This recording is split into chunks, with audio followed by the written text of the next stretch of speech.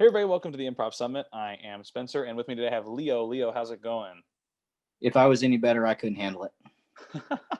Yeah, I feel that. It's a whole virtual world of just kind of staying in one place. Man, I am at one with my place. There you go. That's how we all want to be, is just really enjoying the space and enjoying where we are. I have named all my walls, so it's Oh, good. there you go. What are the names? You got the names? Um, well, this one is Harriet. Uh-huh. Just because when I look at it, I think of Harriet, not Tubman, just Harriet. That wall is named Didinsta Okay. because it's further away from me. I just call this one the scenic view because I just look up and let my imagination go. Hmm. And the one behind me is called the laundry room. Is there a laundry Just room because, behind it? yeah, just because it's the laundry room. Got it. Yeah, great. I figured it out. I figured where your brain was going. That's great. Well, let's dive in. Everyone here is here to hear about improv and hear us talk about improv. So let's jump in. Um, First of all, what is your improv background? Whatever that is, whether it's long form, short form, whatever it is. What is your improv background?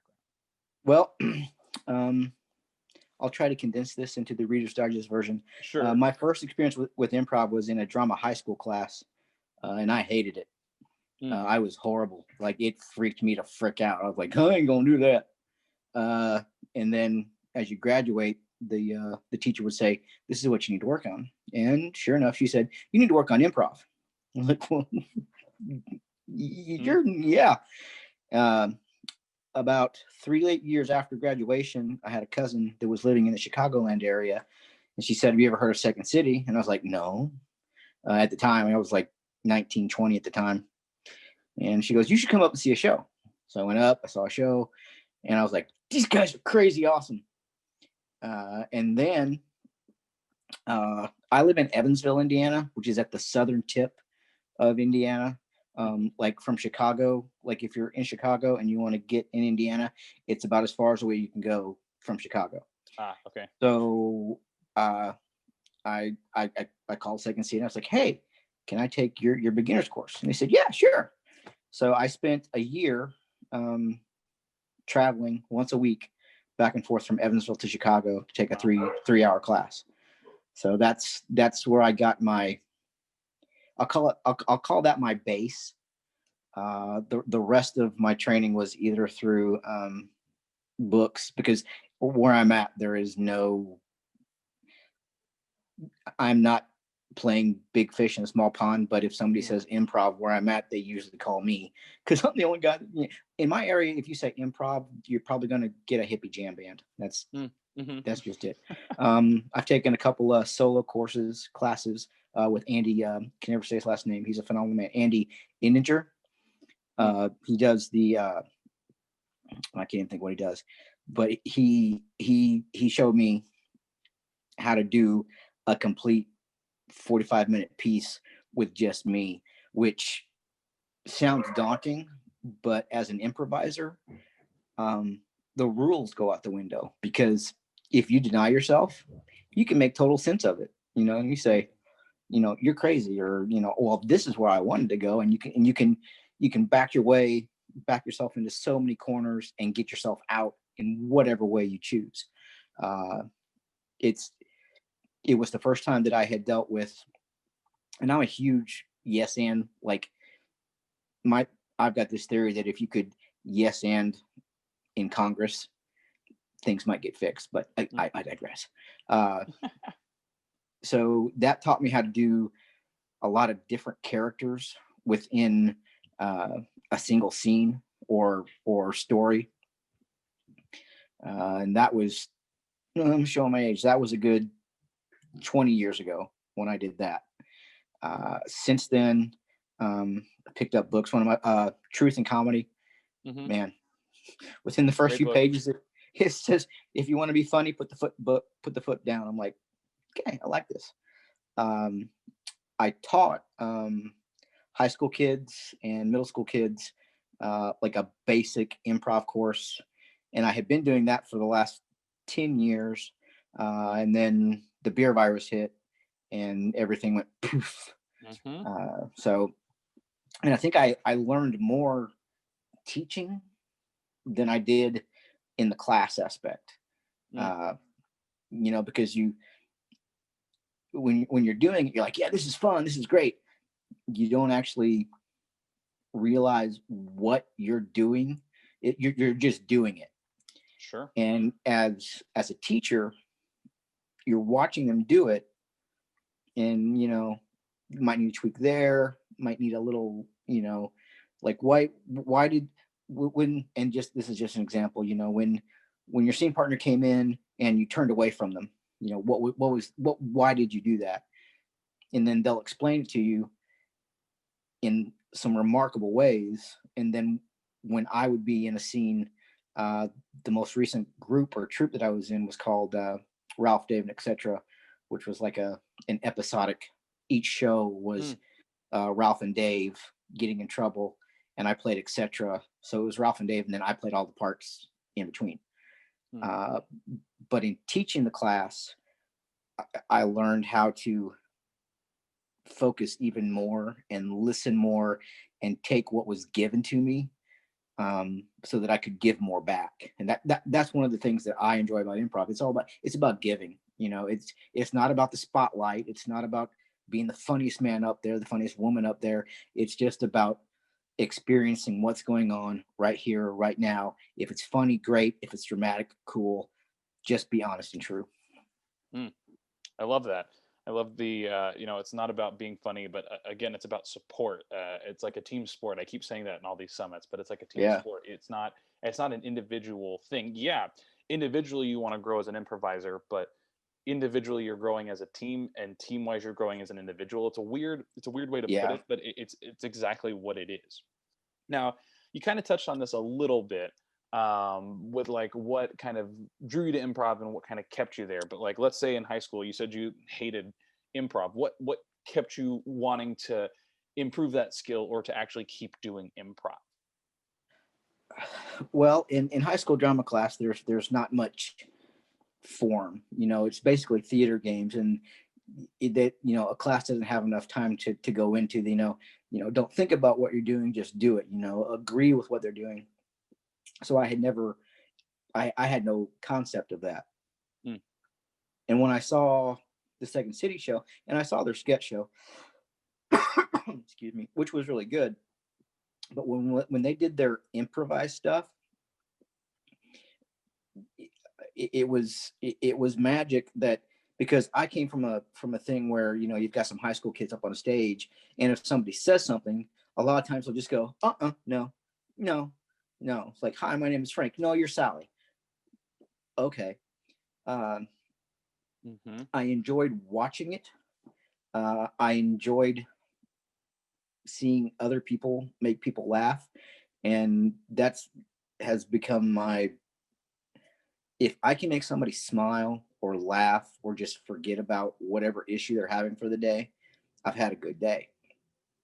And when I saw those guys at Second City just off to the races, like, I don't know that I can do that, but I really, really want to.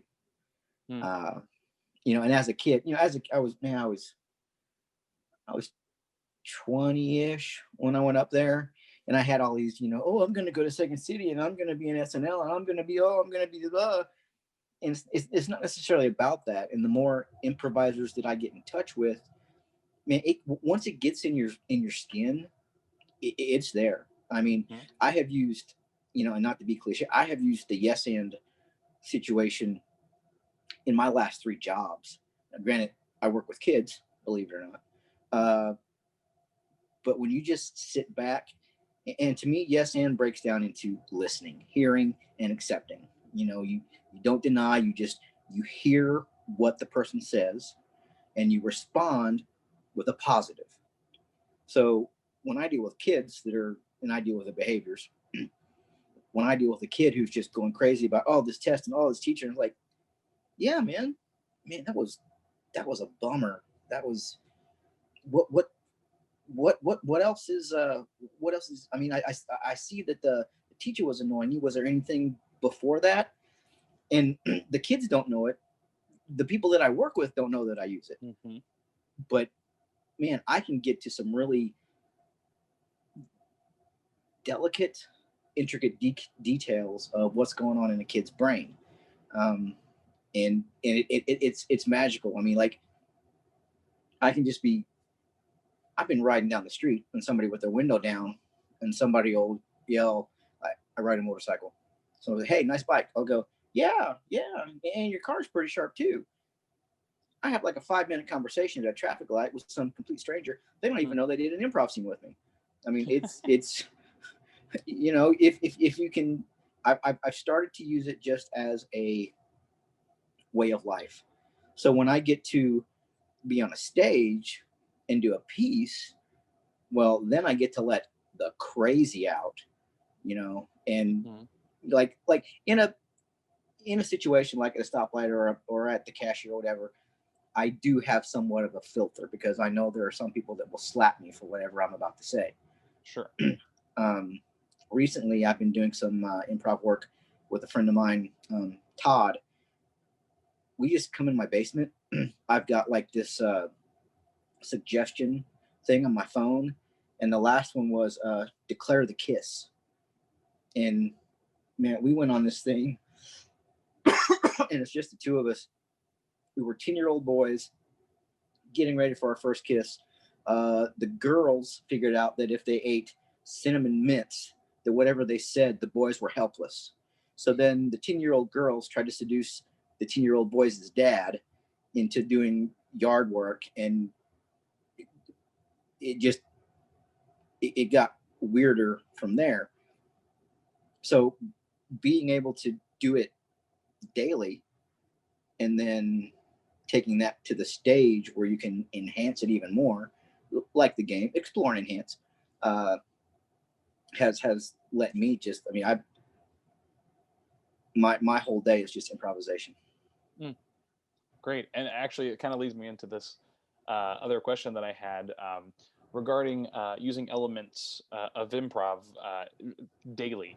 What are some elements, of course, the yes and, but what are some elements that you've noticed that you use both that are improv specific elements that you use in daily life? Or not necessarily improv specific, but just improv elements that you use in daily life? Well, I'd have to say first and foremost, it's listening. I mean, just being aware of what's going on.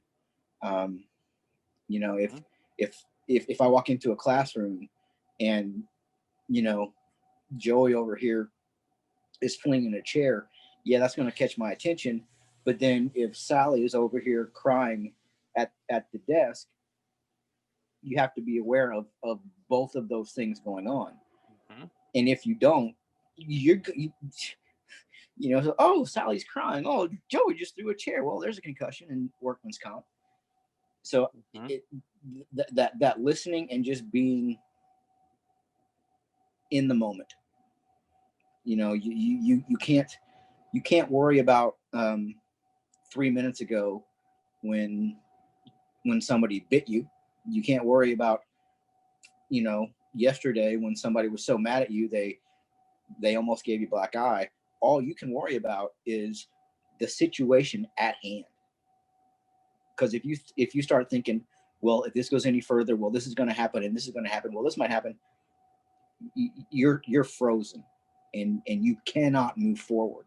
You know, and it's weird. You have to be in the moment in order to move forward. And you can't just stop in the moment.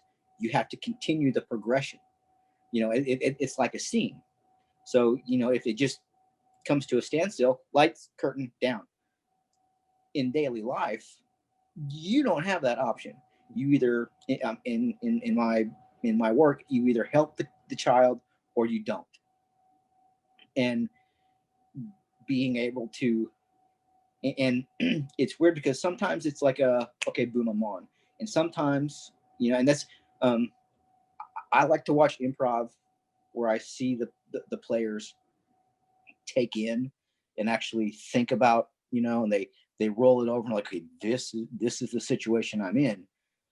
And it's a slow build, you know, and I mean, I've seen, and I'm horrible with names. I'm going to say the Sonic commercial guys, Dave and You're thinking of TJ and Dave, but I know that TJ and Dave, yes, but yes. one of them's a Sonic guy and one of them is not. Well, the I I figured that found out the hard way too. yeah, well, I saw the commercials and I was like, this is crazy, and I googled it because this guy, this is not like a normal um commercial guy. And then I Mhm. found them, and some of their stuff is phenomenal. They've got one where it takes a good 5 to 8 minutes before they even know what they're doing. Mhm. They don't get nervous, they don't freak out, because they're right here, and if you can learn how to keep that calm and pay attention, something will blossom. And going back to how I use it every day, eventually, if I can keep my cool and let the kiddo say, you know what, I haven't had breakfast today. Hey man, I'm hungry too. Let's go get some peanut butter crackers, or let's go get something, and then maybe we can get the day rolling. Um, I mean, that to me, that is like a must.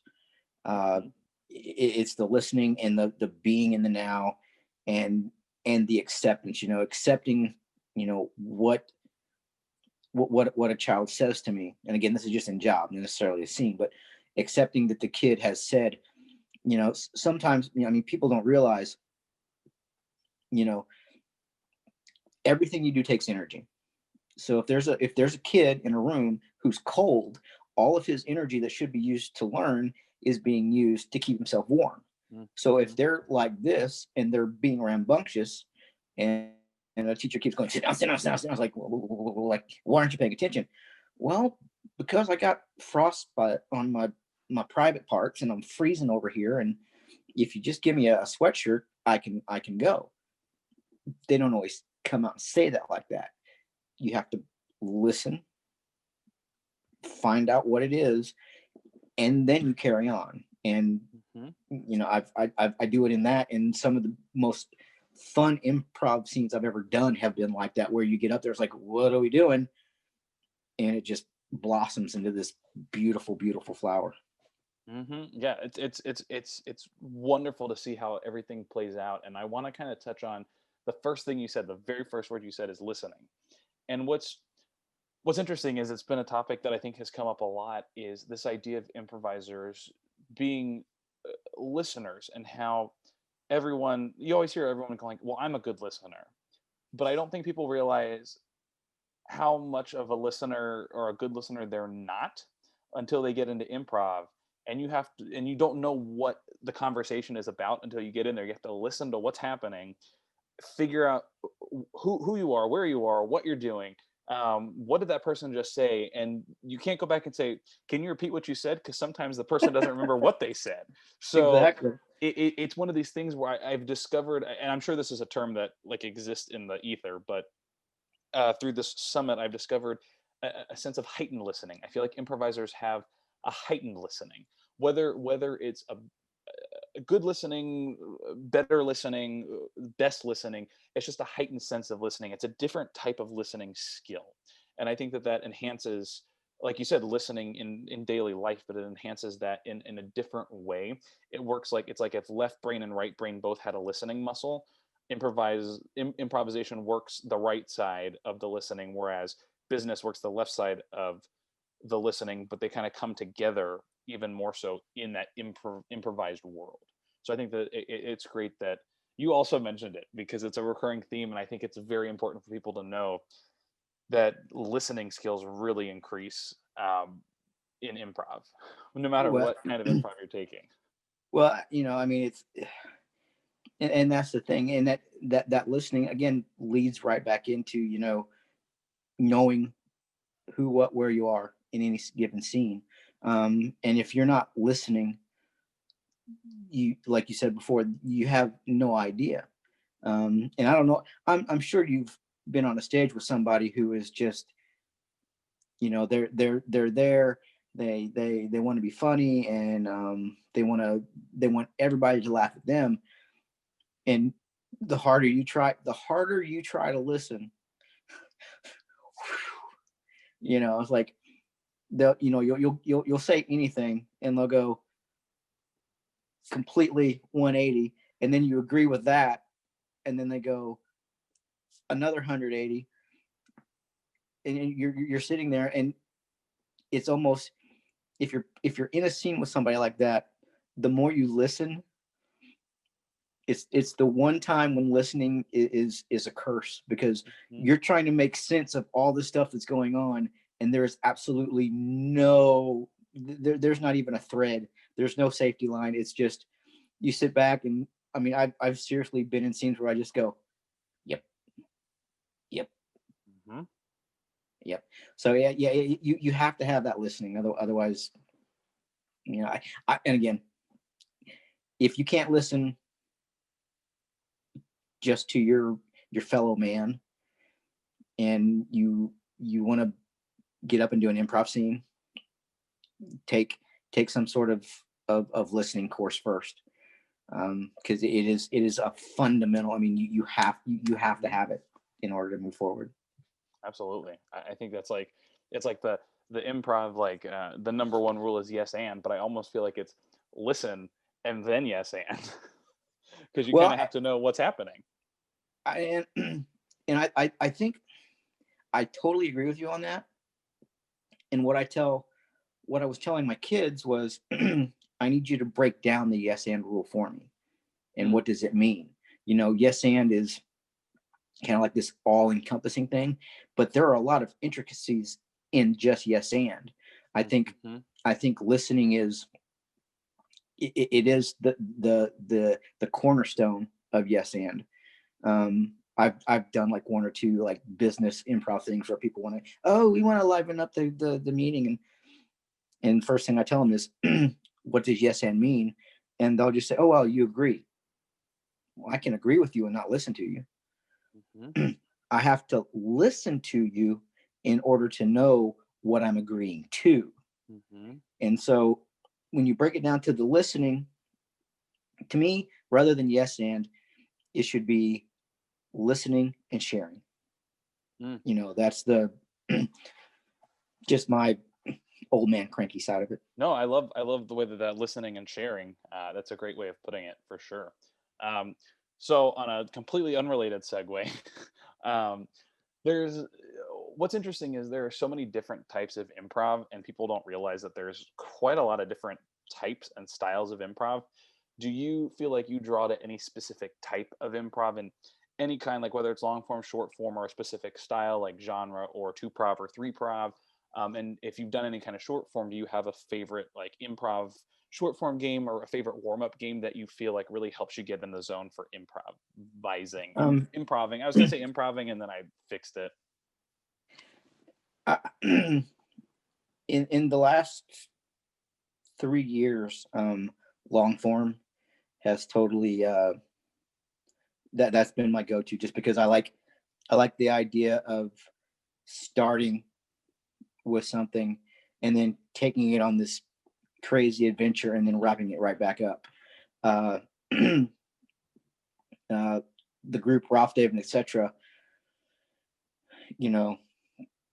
Ralph and Dave were these imbeciles. I mean, there's no nice way to. They were just idiots, but they always got in trouble. And then the characters that I portrayed would either get them into more trouble or help them get out of it. So as far as like my go-to, I would have to say any long form where I get to play multiple characters. Because it's, to me, it's a challenge to be, and like what I said, me and my buddy Todd do. It's two of us, and we might have 8 characters in a certain situation, and we both play both characters at any one given time. And again, it goes back to that listening. Okay, wait, are you Sam now, or are you Ted, or are you? And I like to be challenged, and right now that's the challenge that I almost crave.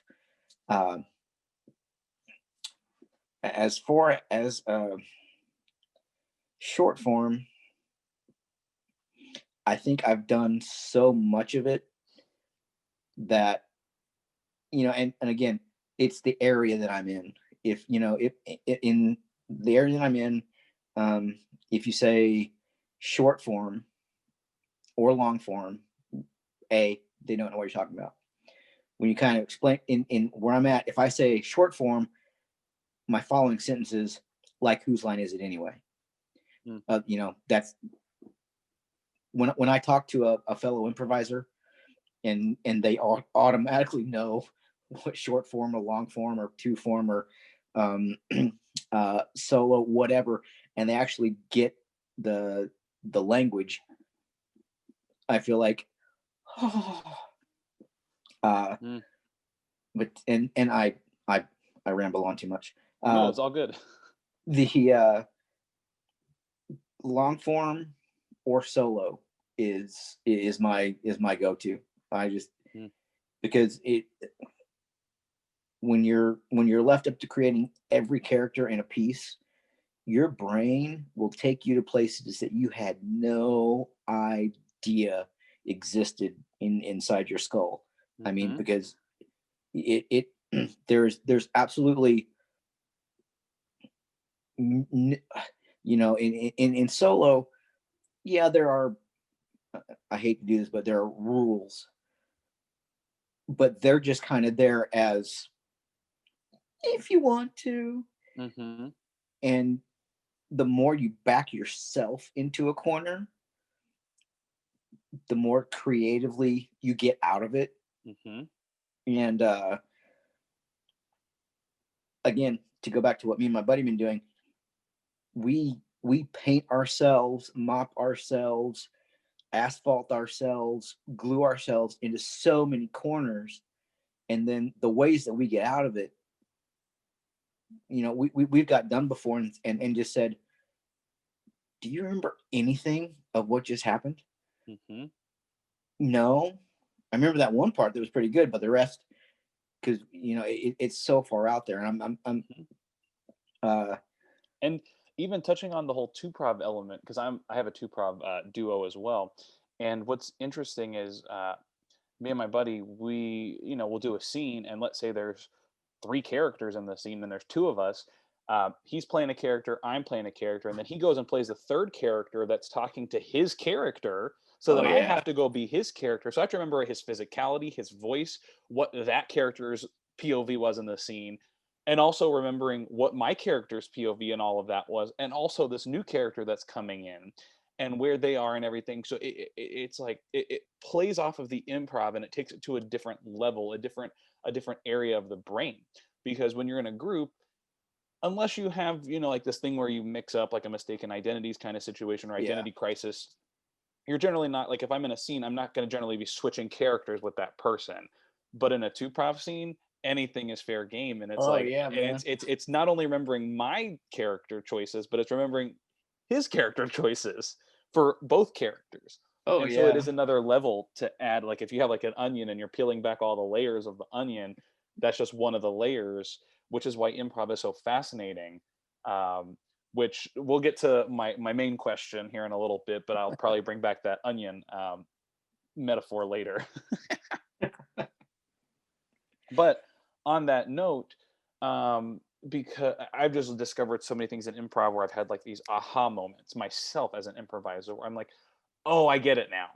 Where it's like, sometimes it took me like a couple days to figure out. Sometimes it took me a whole class. Sometimes it took me like a whole program to figure something out. I'm like, oh, I understand how this works now. But do you have any of those moments, like whether it was when you were teaching students and they picked up on something that was like an aha moment for them that you loved, or anything that you learned from a class or being in a scene that you either picked up on this aha moment, or just something that you remember that was such a fun experience for you? Anything of that? Like, what was a moment or two that you remember? Well, the one thing, again, the teaching thing, you're always told, you can't make a mistake in an improv scene. No matter what you say, it's the right thing, whether it works or it doesn't. And it had been 5 years. I had been teaching the class for 5 years, and I hadn't done any stage work. And it was for a benefit for a local community theater. Mm. And I don't get nervous very much, but I hadn't been on stage for a while, and it was a solo piece. And I was like, okay, okay. And I got about halfway through it, and I just remember I had this vision of my kids going, doesn't matter, have fun. And I'm not, the first part of this, the scene was, to say it was sketchy was, I'm being very polite to myself. But after the vision of my kid said, remember, you always tell us have fun. And after that, it was, I don't know what it did. It just opened up a door of, you know what? Yeah, you were told, don't worry. But you always had it in the back of your head that if it's not good enough, you're going to fail. And after that moment, I got more creative. I got a little bit more sure of myself. Uh, I I'm you always question yourself after you're done going well, but not nearly as much as I did before that particular moment. Uh, and again, I don't know if it was just because I hadn't been on stage in a while as far as doing improvisation, or if I thought, well, if my kids see me doing this and I'm not having fun, they're going to call me a hypocrite because they're that smart. Mm-hmm. And I was like, just let it go. Mm-hmm. And that was a big thing. And from that point on, people in the theater, I used to, before, again, the beer virus, community theater, and directors will now come up to me and go, don't go too far. As an actor or performer, I mean, that, you know, one of my collegiate theater professors said, if a director can tell you to pull it back, you've done okay. Mm-hmm. And for some reason, everybody in the town I'm in thinks I'm fruitier than a nutcake. But it's just that have fun aspect of it just has it blew the door open. Mm. I love that. And even then, it feels like it's like this idea of creativity, confidence, and in a weird way, cleanliness. Like you feel like you're seen as a little bit more polished. It's a little more Yeah. tightly woven. That being said, with this creativity, this confidence, and this cleanliness, to you, and we've talked a lot about listening, but other than that, what do you feel makes a good improviser? Um, being honest. Mm. I mean, we touched on, don't try to be funny. Um, you can be honest to a situation that's completely fictional. I mean, and people get that confused with, Your Honor, I tell the truth, the whole truth, and nothing but the truth. It's being honest to the character that you have set up in front of everybody. What is the honest response of the character you're portraying? Now if the character is just if the character is a mad scientist, well, it might be honest for them to try to find a dog and open up its cavity and try to save the life of his aunt that's dying. And as morbid as that sounds, if you were to act that out, the funny would happen, Mm-hmm. just because the situation of somebody trying to take something from a dog to save a human. Mm-hmm. It doesn't have to make sense. Nothing has to make sense. It just has to be honest. So, I, an honest improviser is my favorite. yeah, I think that's great. Tagging onto that, it's a would you rather. Would you rather have an expert improviser who understands the fundamentals of improv but wants to be funny, or would you have a more of a novice improviser who yes ands, listens, and is a team player? Second one. Yeah. Yeah, I Second think one. that's one thing I want to, like, for everyone watching and listening, a big thing about improv, again, we talk about this whole team sports thing, is yeah, everybody wants to be funny, everyone wants to, make people laugh, but at the end of the day, it's about being a team player. It's about supporting each other. It's literally probably one of the biggest advocates of support for a team in general.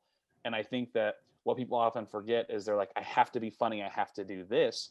And so, me, when I first started out, improv has given me a lot of confidence. And I feel like at the beginning, I was like, I'm not as good as these people. I'm not as funny as these people. I need to do this. I need to do this. When I realized that I was doing everything right from the start by joining a class, taking a class, and just having fun with people, not worrying about the outcome, or like if I'm going to get to be the funny one in the scene, or if I have to be the one who's not funny. And I think that that really made me feel more confident, because I was like, oh, it doesn't matter really if I'm funny or not. By not trying to be funny, I generally tend to be funnier than when I try to be funny. And so I think that that's a big thing, is always having someone who's maybe not as experienced, that is an experienced support team player, than someone who's an experienced improviser who is a novice supporter. I think that that really, Totally. I guess, is a way to Totally, put man. it. Preach it, man. You preach it. There you go. You Yeah. preach it, I'll sing it. Perfect. Which leads me now to my final question, which is the reason, and everyone who's watching and listening knows that I always preface it with this. So here's the big question. It's the reason why I'm doing this, because I always get a lot of people in my market, and I live in Los Angeles currently. So a lot of people, when we had everything open, there's a lot of options, and even now online there's a lot of options, and people are like, you've taken an improv class. And this is like when I first started out with improv, but also once I've graduated most of the programs out here, people say, you've taken improv, where should I take improv? And my first thought is always, well, it depends, because that's a loaded question. But if someone Yeah. came up to you, whether it was like a past student of yours, or just a colleague, or someone who's like, you've taken improv, where should I go to take improv? And granted, it depends on the market too, but what would be like a tip, or like one word of advice that you'd give to someone who asked that question, as far as where they should take improv? The cheapest. No. um, I mean, it depends on your budget, I guess. yeah. Um, you're right. That is a loaded question, because it depends on what they want to, how they want to end up. If I were going to tell somebody, if somebody said, how should I get started? Now I'm closest to Chicago, and I don't even know if these places are still there. I hope they are, but I don't know. I would say go to the Annoyance, Second City, and IO. Watch a show from each place. If one of those styles grabs you, take a class there. Do that form, and when you're done with that, go to the other place that caught you a little bit and study it there. And then if you feel like you're still more to know, go to the third place. I had a very smart acting teacher tell me, if you want to become a master of your craft, you need to study under at least 3 other masters, because each one has their own thing to it. So that would be my advice. I would say, okay, what do you want to do? And if they gave me, well, I want to do short form and sketch. Okay, go to Second City. I want to do long form and make a story. Okay, go to IO. I want to be crazy. Okay, go to the Annoyance. And I also know I'm not familiar enough with the Groundlings courses, but one of my students actually took an online course through them and said it was phenomenal. But there again, I would have to say, what do you want? Check them out. This is what I know about those. If you can make a decision from what little I know, go there. If not, see a show. Because I had not seen long form until about 5 years ago. And after I saw it, and I've been doing this. I'm 47 now. Basically 27 years is how long I've been making stuff up. And when I took the solo class, I was like, oh man, this is. Oh! And then I saw a long form show, and I was like, yes. Mm-hmm. So yeah, I would do some homework, check it out, and then let me know, because there's a 10% finder's fee. Yeah, and it is like, it is one of those things where, and also I think as of this recording, I think IO Chicago no longer exists. Oh, But the other my Second bubble City has and burst. Annoyance, I know, IO closed. So interesting story. Quick side note. IO West was the first place I went to in Los Angeles, and it closed in February of 18. I had graduated, I think, like the summer prior. Um, and I did this thing where I asked some of my friends, I'm like, where should I take improv? And they all had studied at IO, and they're like, IO's great. They're like, I haven't taken anywhere else, but I love IO. And then I had a lot of people in acting who were like, take UCB, take Second City, take all these. And I'm like, oh, there's a lot of big names. What do I do? And I actually took a musical improv course first. IO was the first one to offer musical improv out of those three, based on one, there was no prerequisite, but two, it was offered at the time. So I took that, and I was like, I'm kind of digging this. So I went through that whole program. And as I went through that program, I started dipping my toes in everywhere else. And I loved IO because I felt like I fit the style the best. I love Second City. I love UCB. But I think that IO, I ended up just kind of jumping into the one that was the most right for me from the get go. Um, but it also allowed me to realize, like, I like improv. So then once I did that, when I went to other places, if I realized it wasn't working, I was like, I'm not vibing with this place. That's fine. I know that I still like improv. It's just that style. Yeah. And so far I haven't had the issue with that, which is great. But I think IO really allowed me to know that, like, I like improv. It just depends that if I go somewhere and I don't like it, then it's not the improv, it's either the teacher or the school. Yeah. So that's what I've learned. So if you're not digging it right away, maybe try, like you said, if you're not digging one, go to the next one and see if that maybe is your spot that you like. So Yeah. um hey, so thanks so much for all of your advice and all of your tips. Before you go, I said that was the last question. I lied. I have one more question for you, and it's, would you like to do an improv scene? Anytime. Great. So let's do this. I have this website that I found called canigeta.com, and you can get a location, a relationship, or a word. But I'm going to put a twist on this, because I know that you said you like playing a lot of characters, you like challenging yourself. So in this scene, I'm going to play one character, and I'm going to challenge you to come up with 2, 3, 4 characters within this scene that fit the world. And I'll be one character, and then you'll be the other characters in that world. Game on. Sound good? All right, let's do it. All right. Do you want, and of course I can help support in that way if I find a way to help support by gifting you characters, but let's see what happens. Location, relationship, or a word? Which one would you like? Let's do a word. Word. All right. The word is energetic. Hey. Hello. Oh, hey, Grandpa. Hey, Jimmy. Hey, I'm this you're not here. No, I'm not. I'm in the computer. It's called Zoom. We're talking face to face, but we're not in person together. Wait, no. Wait, face? Yeah, there's your face. Yeah. Yeah. Sorry, We're my talking. glasses are. Wait. Oh, good, bad. Oh no, wait. Okay. Hey, how was your Thanksgiving? It was great. You know, I had a nice big old turkey with my roommates, and Oh, did turkey. some Oh, I yeah like did turkey. some online shopping. It was great. Hey, mom and dad around? Or mom and dad around? I'd love to say hi. Oh yeah. Hold on, just a Well, second. you can come too. You can come too. Well, this is going to get a little tight. So hold on just a second. Okay. I'll get your mom and dad. Paul, Paul, yeah, yeah, yeah. Wants to talk to you. Yeah, yeah. Oh, and bring your wife. Yeah, yeah.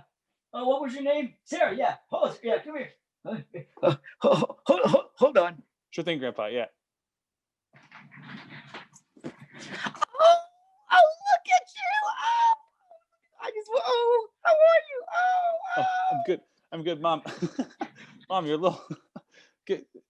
Forgive her, son. She had she had a little bit too much at dinner tonight, so just The vodka. yes, it. That vodka. She loves that vodka. Well, she put it in her water bottle, and Ah, I didn't know it. I asked her for a sip, and I about fell on the floor. yeah, So she I does that. She's a little just trickster. well, I was not expecting it, so just kind of just bear with her.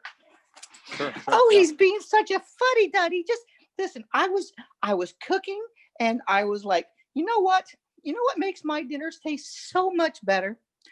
Love. Vodka Oh, yeah. I every mean, time. maybe. Did you accidentally just kind of pour that in there, or do you just purposely make it with vodka all the time?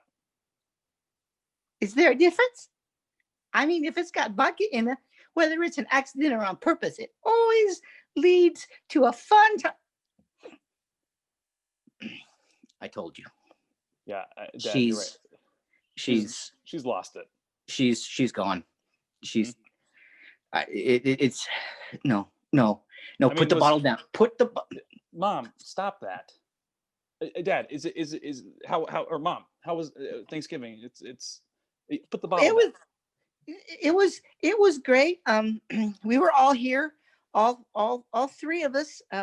We had we were going to invite the rest of the family, but um, it was weird. There were some police officers in front of the house, and there was this thing that said you could only have three people at our house, and so I wanted to have.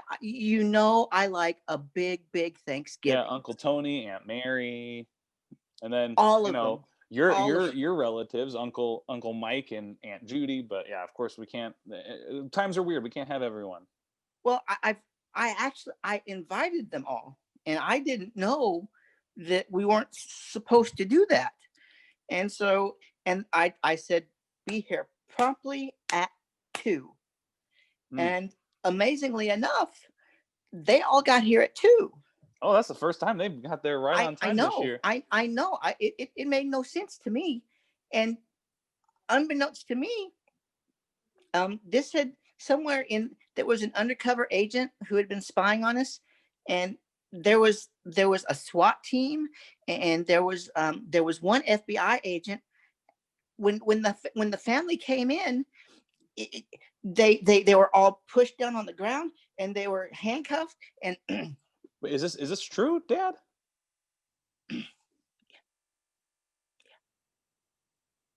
Wow, I it just was well, it would have been okay. Everything was going fine, and then Grandpa had one of those World War II flashbacks. yeah, I was gonna say he couldn't bring anyone either. It's three people. That's Yeah, he couldn't even yeah. bring anyone to support him during that time.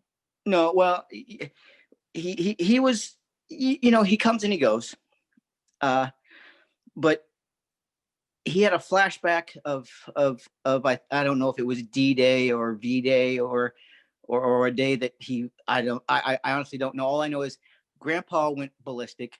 He's got the cane. He ran out the front door with his cane in sort of a this motion. Grandpa, you gotta Which stop doing that, Grandpa. No. Let me tell you exactly how it really happened, okay? Okay, so Dad, what happened was I was all happy. I was smelling the turkey, and all of a sudden, all these cars pulled up. And and I was like, Sarah, I thought I saw on the news that we weren't allowed to Oh yeah, I did see it on the news. Well, and anyway, they all got out of their cars at the same time. It was the most miraculous bit of timing you had ever seen. And the cops swarmed them. And I don't know if it was World War II. I don't know if it was my family protective sense that went in. I had to save my family. So I grabbed my cane and I wasn't doing this. I was waving at them to get off my lawn. Get off my lawn. Oh, you Gran Torino did, huh? Oh, yeah. So Grandpa's losing it too now, yeah? Yeah, I live in a house full of wackos. I just I turn Netflix on and I don't even turn the movies on. I just watch what Grandpa and your mom do. Well, other than that, good Thanksgiving, good holiday, good times. Yeah. Oh, yeah. I'm had some turkey, had my sandwich, had a bread, mayo, cranberry sauce, turkey, cranberry sauce, mayo. And that was Very specific good. sandwich. You have it every year. I wouldn't be any surprised otherwise. Yeah, and it's my day after. You with your sandwich, mom with the vodka, grandpa with his war stories. Well, if anything, we're consistent. And scene. Great. That was super fun. Great characters. I'm gonna stop the recording now. Oh, I have to do an outro. Hold on. Hold on. All right, here we go. Oh, thanks so much, Leo. That was such a fun scene. Thanks so much for playing with me. I love those characters. They were super great. I felt like I was back home at the holidays, except I don't have any grandparents anymore. So really just my mom and my dad, missing my brother, but they're interchangeable, brothers and grandpas. Why not? Thanks so much for joining me. I really appreciate all of your advice and all your tips, and we'll see you all next time. Goodbye.